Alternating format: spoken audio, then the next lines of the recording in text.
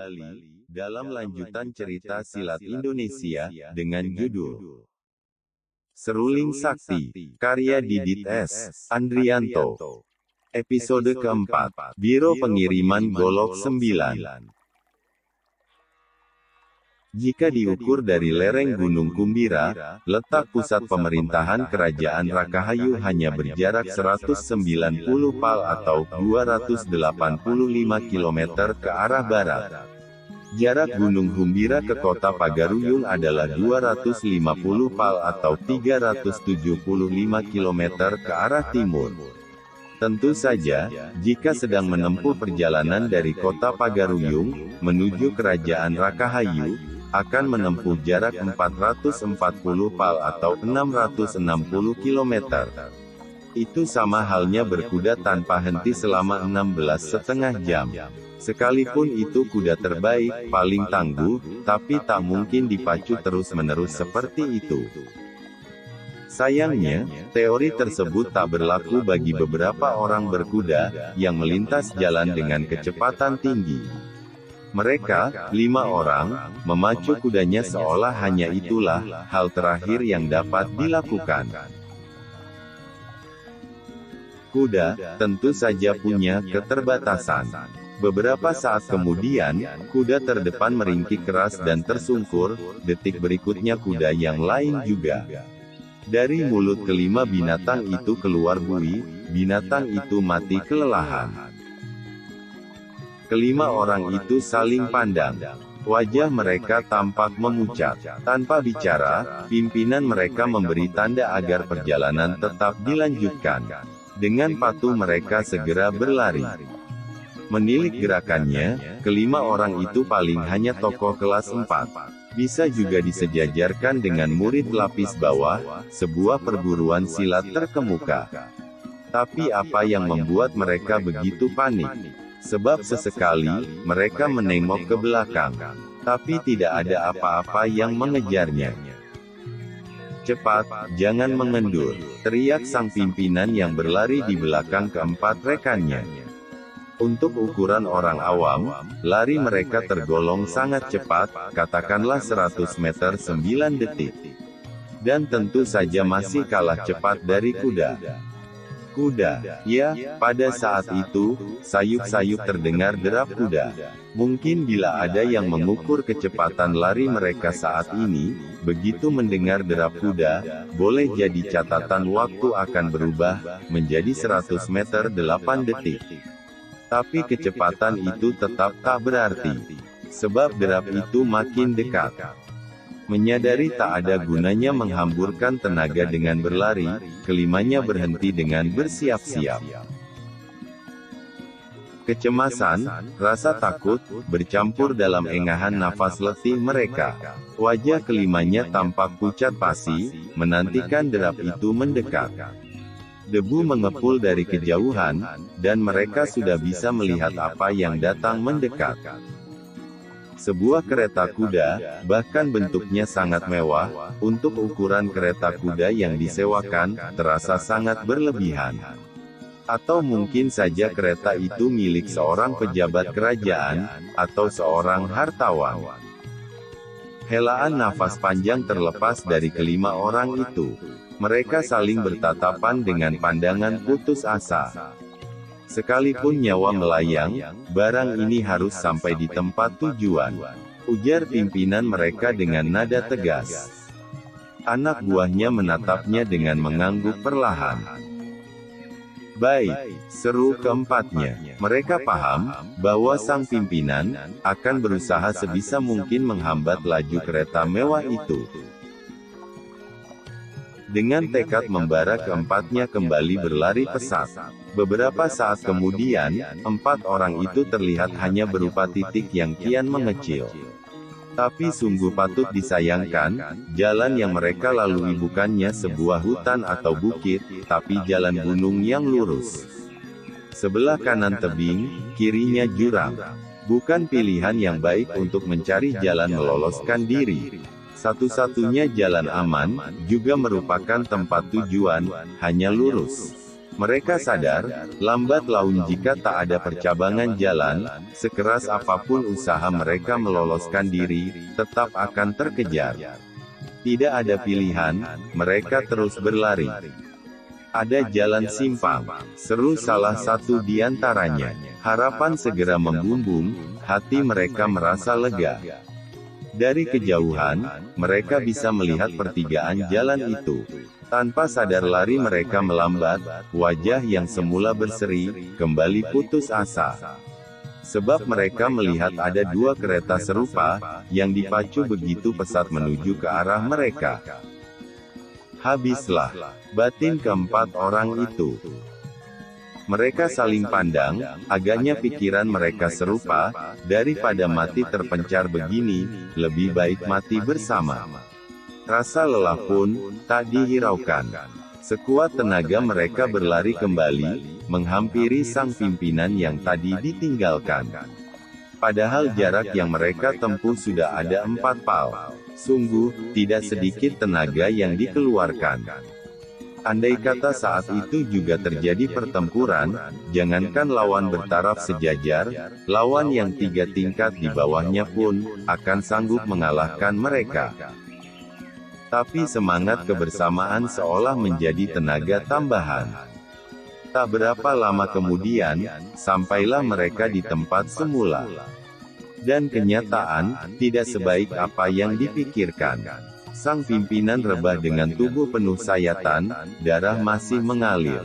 Sekalipun dia belum mati, keadaannya tak jauh dari mati. Kereta kuda yang mengejarnya berhenti 10 langkah, dari tubuh bersimbah darah itu. Sais kereta tidak kelihatan sama sekali. Tapi 2 kuda penarik kereta sedang asyik makan dari keranjang rumput. Terang saja ada seseorang yang menyiapkannya. Tak perlu dikomando, mereka segera memburu sang pimpinan untuk menolong. Salah satu dari mereka meraba nadi, masih ada denyutnya, tapi terlalu lemah. Kalau tidak cepat ditolong, nasibnya sudah jelas. Lagi pula di tempat seperti ini, mau cari pengobatan kemana?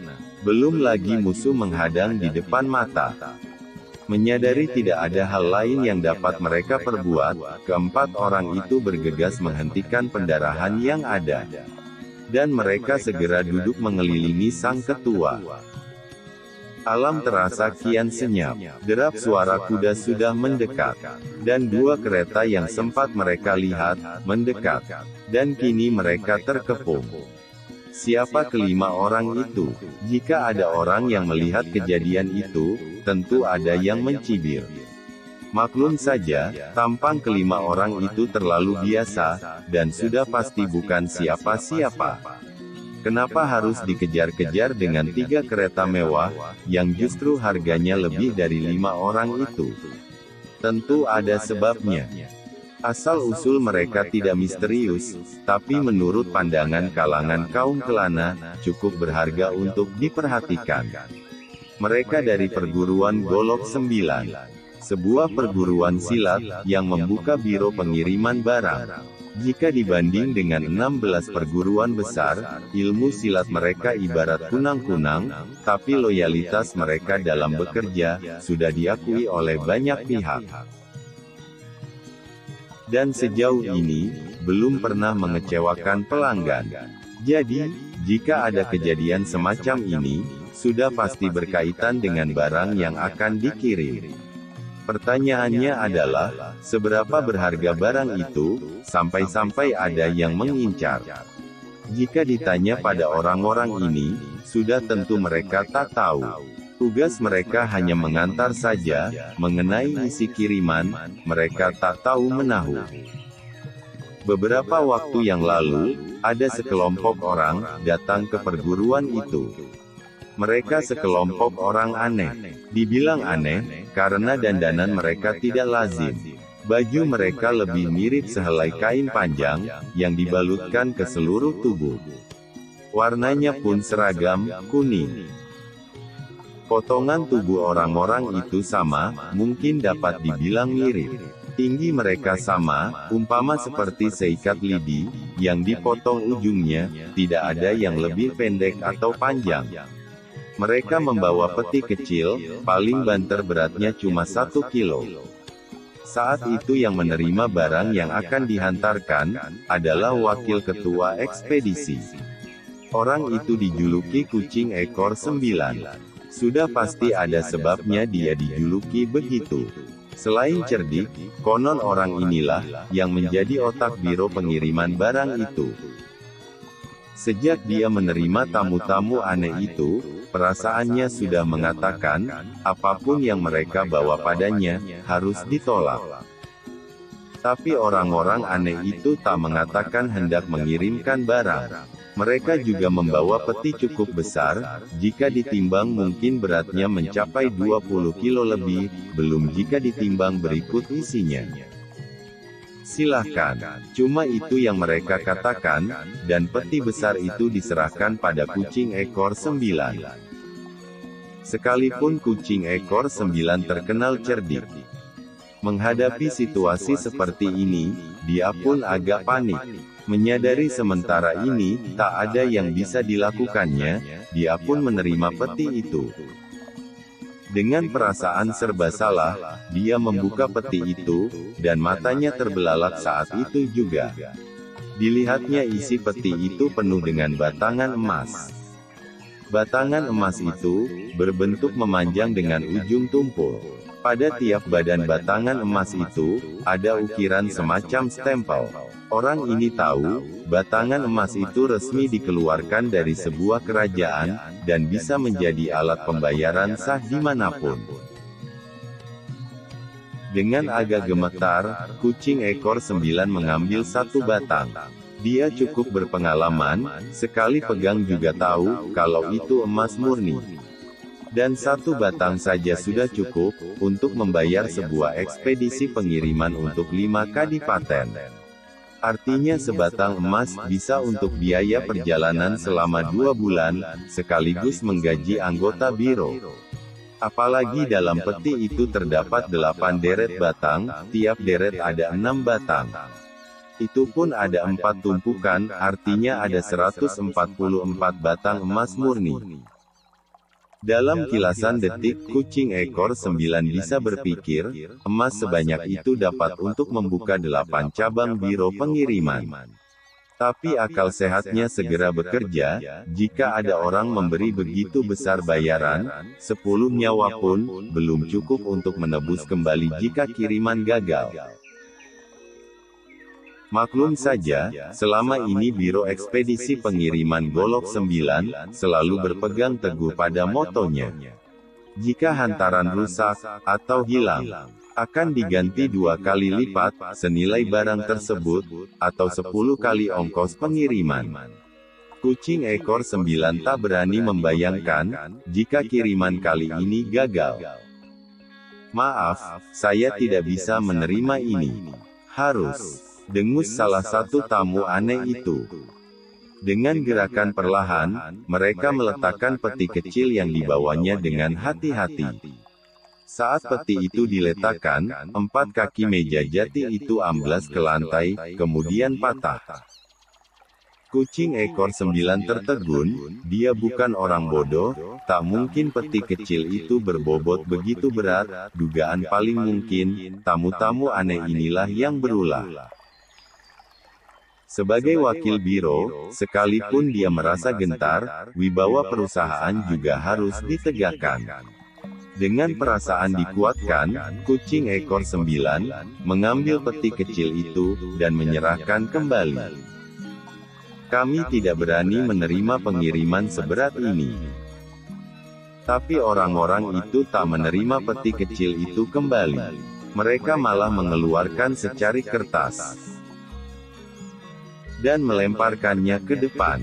Laju kertas itu tidak pesat, tapi begitu menempel ke tiang saka penyangga, kertas itu amblas ke dalam.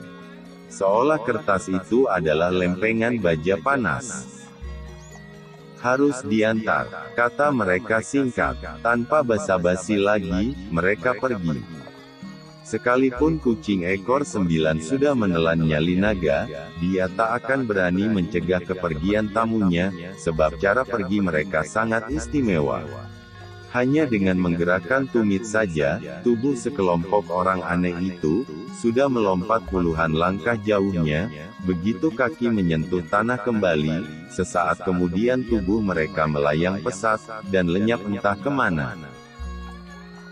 Kucing ekor 9 memandang kepergian mereka dengan terperangah, nafasnya sedikit terengah.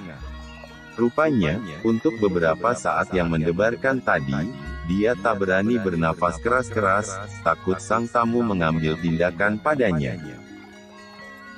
Begitu mereka pergi, bukannya lega, tapi justru membuatnya makin gundah. Dia masih memegang peti kecil yang katanya harus diantar, tapi entah diantar kemana.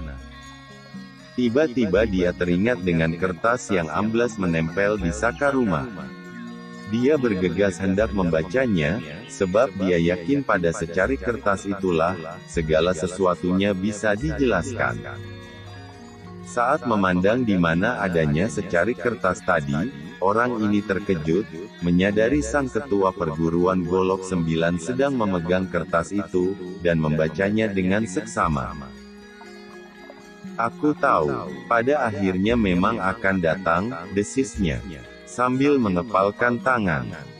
Sekalipun orang mengatakan dirinya adalah otak dari biro pengiriman. Tapi, pada dasarnya kucing ekor 9 sangat menghormati sang ketua, dia pun tak berani meminta secari kertas itu.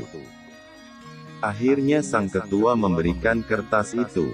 Saat menyentuhnya baru dia sadar, ternyata bukan kertas, tapi kain. Dan kain itu dilipat begitu rapinya, hingga lebar yang diperlihatkan pun seperti hanya lebar kertas pada masa itu. Orang ini membaca dengan seksama. "Jadi, kita harus mengantarnya ke perguruan 6 pedang." "Ya," jawab sang ketua singkat. Kucing ekor 9 agak ragu menanyakan sesuatu hal, untuk sesaat dia hendak bicara tapi tak jadi. "Kau pasti ingin tahu, kenapa aku mengatakan, hal ini pasti terjadi." Mendadak sang ketua malah bertanya pada kucing ekor 9.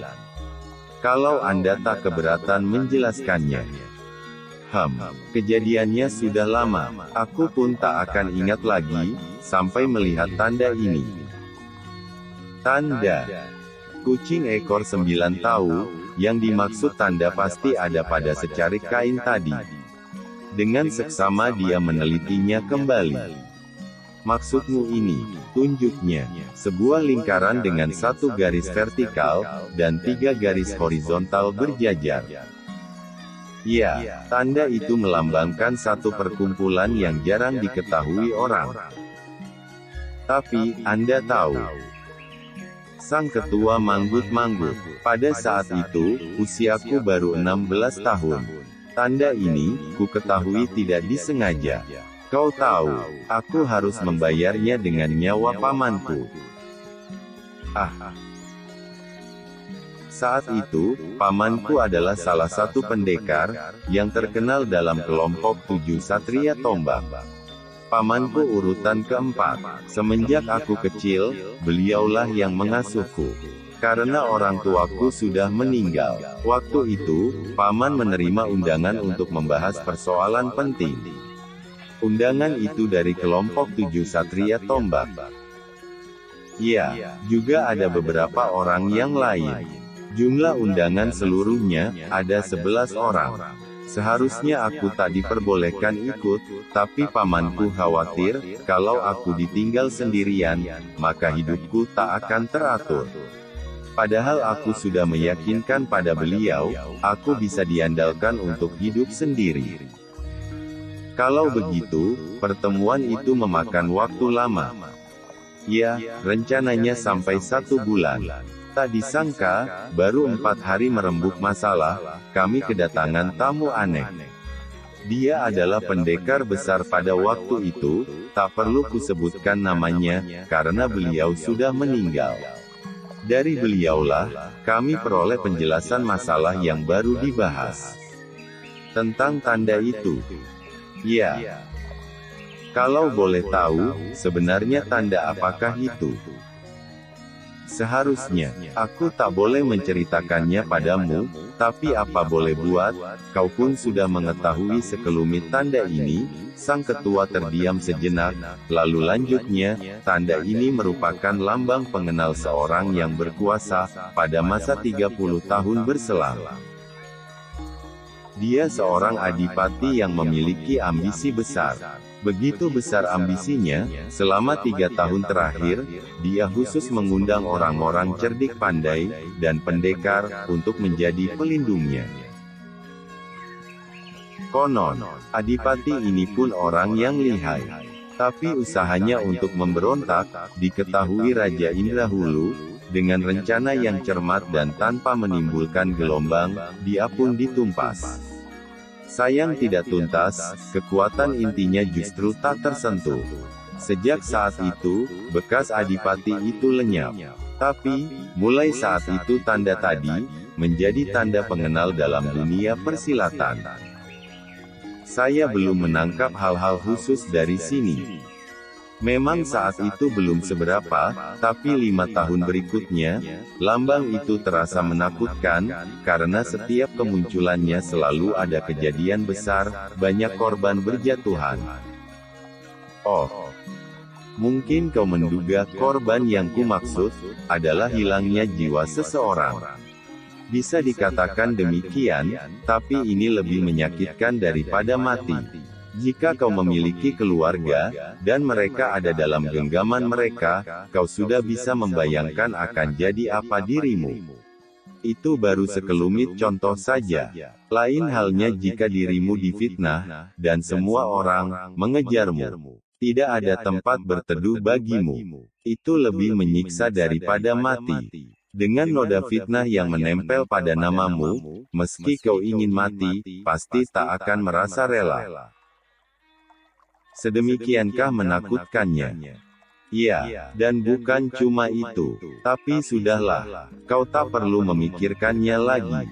Karena dalam pandangan mereka, orang sepertimu belum cukup pantas untuk digunakan. Kucing ekor 9 tertawa getir. Sungguh beruntung, gumamnya. Rupanya bekas adipati itu masih belum mengubur keinginan lamanya, dia terus memupuk kekuatan.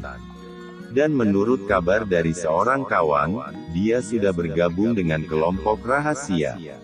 Sang ketua meneruskan ceritanya. Kelompok rahasia. Ya, kekuatan sang adipati menjadi salah satu bagian dari kelompok itu. Sayang, kau tak tahu macam apa telik sandi Kwancasakya. Jika tahu, hidupmu tidaklah setentram saat ini. Oh, kucing ekor 9 hanya bisa berkomentar begitu. Karena dia memang tak tahu apa itu telik sandi Kwancasakya. Tapi dia bisa menyimpulkan satu hal, mengetahuinya lebih lanjut, tidak akan membawa kebaikan baginya, kecuali rasa takut yang bertambah, mungkin keluarganya juga bisa ikut terseret, jika ia bersikeras ingin tahu. Jadi, ketua sampai saat ini juga diburu kelompok ini. Dengan lemah sang ketua mengangguk. Selama 20 tahun ini, aku selalu merubah identitas, hingga akhirnya terpikir olehku, untuk membuka perguruan sekaligus biro pengiriman barang.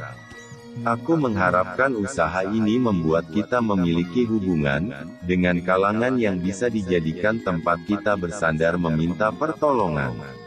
Masalah ini sudah terkubur begitu lama. Sampai-sampai aku lupa. Kini aku sadar, rupanya aku tetap harus menghadapinya. Ketua, Anda bilang paman Anda juga meninggal, lantaran mengetahui lambang tadi. Apakah beliau juga diburu kelompok ini juga? Ya, seluruh orang yang melakukan pertemuan saat itu meninggal dengan tidak wajar. Menjelang kematiannya, pamanku berwasiat supaya aku mempelajari ilmu lebih tinggi, dan menghindar, lari sejauh mungkin. Aku tak tahu maksudnya, sampai akhirnya aku sadar. Yang dimaksud paman adalah menghindari lambang itu sejauh mungkin. Saat itu, aku tidak paham dengan apa yang terjadi, tapi seiring bertambahnya usia, bahaya selalu mengincarku. Syukurlah, selama 20 tahun ini, aku masih dilindungi Tuhan, aku selalu bisa lolos dari intaian telik sandi itu. Tapi rupanya hari ini sudah tak mungkin lagi. Kucing ekor 9 terperangah. Kau tahu kenapa orang itu membawa begini banyak emas? Sang wakil menggeleng.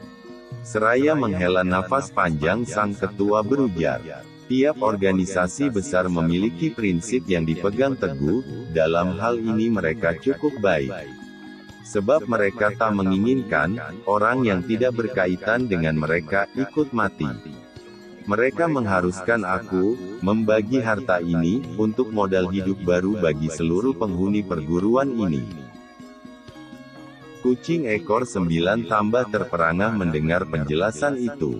Jadi, ini bukanlah bayaran untuk mengantar peti kecil ini.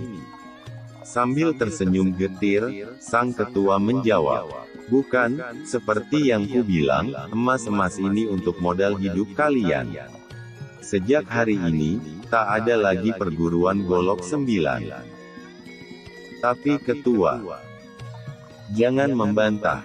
Ini demi kebaikanmu, kau sudah mengetahui adanya kelompok ini, aku pun ragu dengan keselamatanmu, karena itu pergi. Dan sembunyilah, bawa seluruh sanak keluargamu, aku pun menitipkan keluargaku padamu. Dan kuserahkan pembagian harta ini padamu. Aku harus menyiapkan segala sesuatunya. Tidak menunggu jawaban sang wakil, ketua perguruan golok 9 masuk ke dalam, sambil membawa peti kecil tadi. Kucing ekor 9 masih berdiri termangu. Dia masih bingung dengan apa yang terjadi hari ini. Tapi dia pun tak berani membangkang perintah ketuanya, jika apa yang dikatakan sang ketua benar, bisa jadi dia dan keluarganya terancam bahaya. Tak mungkin dirinya mengambil resiko sebesar itu. Tak menunggu lama, kucing ekor 9 mengumpulkan seluruh anggota perguruan. Dengan berat hati pula, dia mengumumkan apa yang menjadi keputusan ketuanya, bahwa biro pengiriman dan perguruan golok 9 ditutup. Banyak murid dan pegawai biro yang terkejut, mereka protes, tapi demi melindungi keselamatan mereka, tak mungkin kucing ekor 9 mengatakan hal sebenarnya. Tak menggubris protes anggotanya, kucing ekor 9 membagi-bagikan emas-emas batangan itu. Penghuni perguruan itu ada 57 orang, termasuk keluarga sang ketua, dan keluarga kucing ekor 9, total seluruhnya ada 68 orang. Urusan pembubaran perguruan memakan waktu setengah hari. Dengan berat hati para anggota kembali ke rumah masing-masing, ada juga yang merantau mencari keberuntungan dengan membuka usaha sendiri. Sebenarnya, kucing ekor 9 ingin menemui ketuanya, tapi dicari dimanapun sang ketua sudah raib. Yang ada hanya catatan singkat, supaya dia segera meninggalkan tempat itu, dan menitipkan keluarganya pada sang wakil. Sang ketua juga meninggalkan sejilid kitab ilmu golok dan tombak. Dalam wasiatnya dia menitahkan pada kucing ekor 9, supaya lebih tekun mempelajari ilmu dalam kitab itu, dan jika bisa, diajarkan pada seluruh anggota keluarganya. Dengan bercucuran air mata, kucing ekor 9 mengajak seluruh keluarganya, dan keluarga sang ketua untuk meninggalkan perguruan. Untungnya selama ini, kucing ekor 9 punya pesanggrahan sendiri. Sementara waktu, mereka bisa tinggal di sana.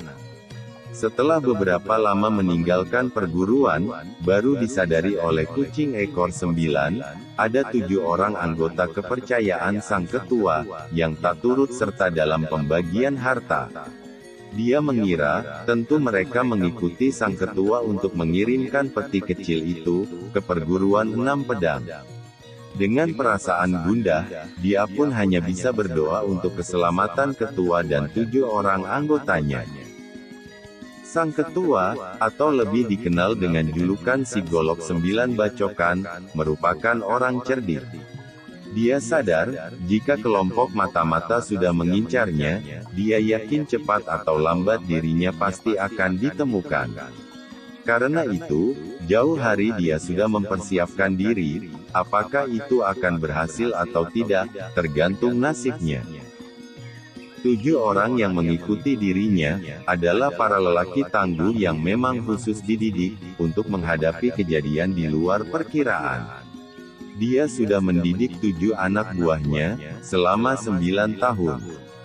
Pepatah mengatakan, dari guru mahir, akan lahir murid yang mahir pula. Jika si Golok 9 Bacokan hanyalah pendekar kelas 3, sekalipun dia mendidik lebih lama lagi juga tak ada gunanya. Pepatah itu sangat dipahami si Golok 9 Bacokan. Karena itu, semenjak dirinya sudah tahu kalau dia menjadi buruan orang, bersembunyi dan belajar menjadi prioritas utama. 7 orang anggotanya sudah dididik dengan kemampuan dan bakat masing-masing. Mereka tak memiliki bakat ilmu silat sebagus murid-murid pilihan perguruan utama, tapi yang menjadi kelebihan mereka dibanding murid perguruan utama adalah tekad. Tekad mereka untuk hidup lebih dari siapapun. Semenjak sang ketua mendoktrin bahwa mengikuti dirinya berarti akan menemui banyak kesulitan, bahkan kematian. Mereka menyanggupi bersedia menghadapi segala macam bahaya. Maka, sejak saat itu, ke-7 muridnya dia tugaskan untuk belajar, dan belajar terus, karena itulah tugas utamanya. Mengenai ilmu silat, mereka justru belajar, sekedarnya saja. Si Golok 9 Bacokan menitik beratkan pada pelajaran bertahan hidup, bagaimana seseorang harus bertahan dalam situasi apapun, dengan peralatan seadanya. 9 tahun dilalui dengan belajar, jika bakat mereka untuk ilmu silat memang kurang, tapi dalam menyerap pelajaran non-silat, justru melampaui kebanyakan orang. Dengan ketekunan dan kegigihan yang selalu dilecutkan sang guru, hasil belajar 9 tahun juga tak sia-sia. Kini, dalam kondisi apapun harus bisa bertahan, tak peduli ilmu silatnya rendah, yang penting adalah akal.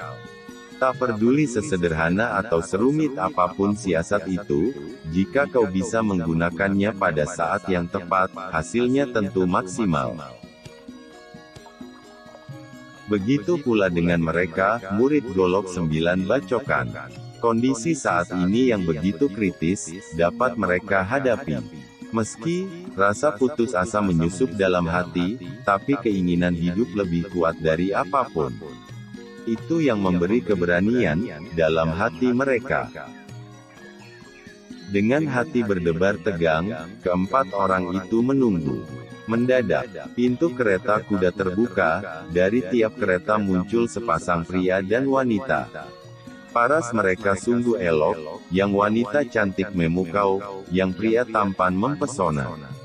3 pasangan itu saling tegur sapa, dan berbincang ala kadarnya, seolah mereka lupa dengan kehadiran buruannya. "Ah, cerah sekali hari ini," desah wanita dari kereta pertama, yang datang lebih dulu. "Ya, memang cerah, tapi aku mencium bau amis," sahut si lelaki. Wanita itu tertawa lirih, "Mungkin ada hewan baru disembeli," ujarnya. "Mau disembeli?" ralat si lelaki. Orang-orang dari biro pengiriman menghela nafas dingin. Bulu kuduk mereka meremang, sekalipun mereka tak tahu siapa yang mengejar. Tapi melihat 3 kusir kereta mewah itu, adalah orang-orang yang cukup punya nama di dunia persilatan, mereka pun dapat menduga, tokoh macam apa muda-mudi itu. Tunggu apa lagi? Tiba-tiba kusir dari kereta yang datang lebih dulu, membentak orang-orang dari biro pengiriman. Mereka bingung dengan pernyataan si kusir. Apanya yang perlu ditunggu? Orang tolol, bentak si kusir. Dengan gerakan sangat cepat, cambuk kuda di tangannya, melesat menyerang salah satu dari mereka.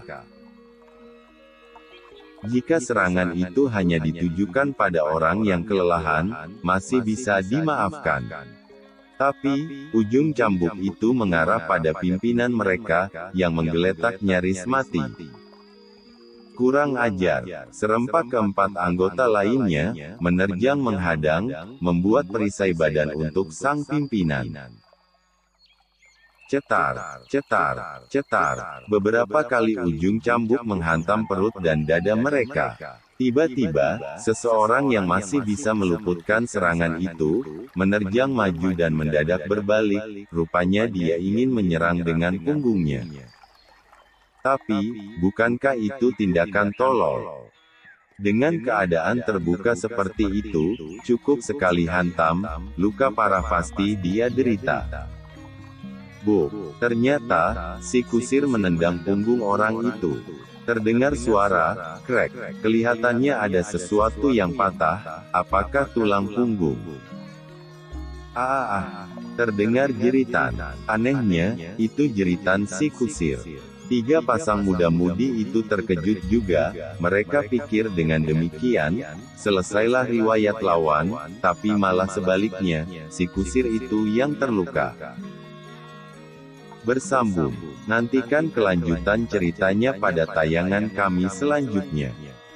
Jangan lupa klik subscribe dan nyalakan loncengnya, agar tidak ketinggalan informasi terbaru dari kami.